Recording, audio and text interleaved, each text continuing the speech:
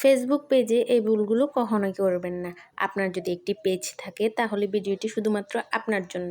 Hello everyone, আসসালামু আলাইকুম। সবাইকে স্বাগতম জানিয়ে শুরু করছি আমি আমার আরও একটি ভিডিও। আশা রাখছি শেষ পর্যন্ত পাশে থাকবেন। প্রথমে যে ভুলটির কথা বলবো আমি, সেই ভুলটি আমরা প্রায়ই করে থাকি।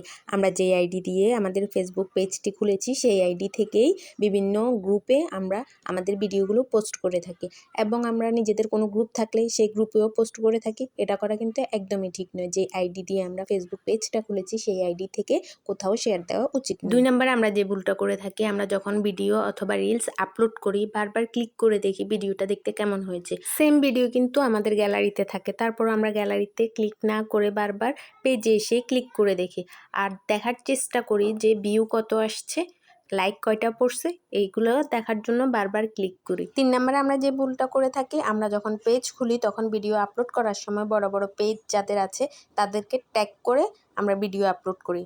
আমরা মনে করি তাদেরকে যদি আমরা ট্যাগ করি তাহলে তাদের ফলোয়াররা আমাদের ভিডিওগুলো দেখবে এবং তারা আমাদেরকেও ফলো করবে। হ্যাঁ, জিনিসটা অবশ্য ঠিক। তারা যদি পারমিশন দেয়, তাদের আইডিতে যদি আমরা ট্যাগ করতে পারি তাহলে কিন্তু আমাদের পেজের জন্য খুবই উপকার হয়।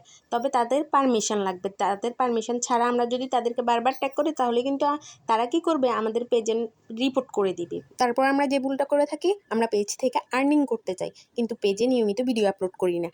একদিন আপলোড করি, আবার 4-5 দিন খবর নেই, আবার একটা আপলোড করি, আবার 4-5 দিন খবর নেই।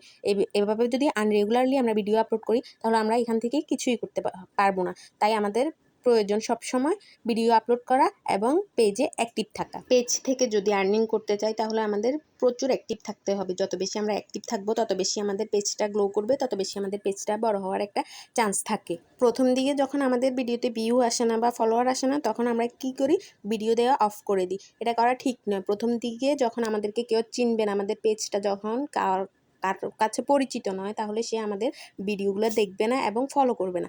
আস্তে আস্তে যখন আমাদের পেজটা একটু বড় হবে, আস্তে আস্তে যখন সবাই আমাদের পেজটা চিনতে পারবে, তখন আমাদের ভিডিওগুলো ভাইরাল হওয়ার সম্ভাবনা অনেক বেড়ে যায় এবং পেজে ফলোয়ারও দ্রুত বেড়ে যায়। 1-2টা ভিডিও যখন ভাইরাল হয়ে যাবে তখন ফলোয়ার এমনিতেই বেড়ে যাবে। তাই পেজ খুলে সাথে সাথে এখান থেকে আর্নিং করার চিন্তাটা মাথা থেকে জেরে ফেলুন। এখানে সময় দিতে হবে, তারপর আস্তে আস্তে আপনার পেজটা যখন বড় হবে তখনই আপনি এখান থেকে আর্নিং করতে পারবেন। তাই আমরা যারা ছোট ছোট কন্টেন্ট ক্রিয়েটর আছি, সবকিছু চিন্তা ভাবনা মাথা থেকে জেরে ফেলে আমাদের দরকার কোয়ালিটিফুল ভিডিও আপলোড করা, পেজে নিয়মিত অ্যাক্টিভ থাকা এবং সবার ভিডিও দেখা, সবার সাথে বন্ধুত্ব তৈরি করা। এইভাবে যদি আমরা প্রতিদিন কাজ করে থাকি তাহলে ফেসবুক কিন্তু নিজে থেকেই আমাদের ভিডিওগুলো প্রমোট করবে এবং নতুন নতুন অডিয়েন্সের কাছে আমাদের ভিডিওগুলো পৌঁছে দিবে। তাই আমাদের দরকার প্রতিদিন অ্যাক্টিভ থাকা, রেগুলার ভিডিও ছাড়া এবং ফেসবুকের গাইডলাইন মেনে ভিডিও আপলোড করা।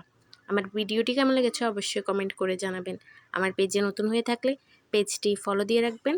আজকের মতো এখানে বিদায় নিচ্ছি। দেখা হবে অন্য কোনো ভিডিওতে। আল্লাহ হাফেজ।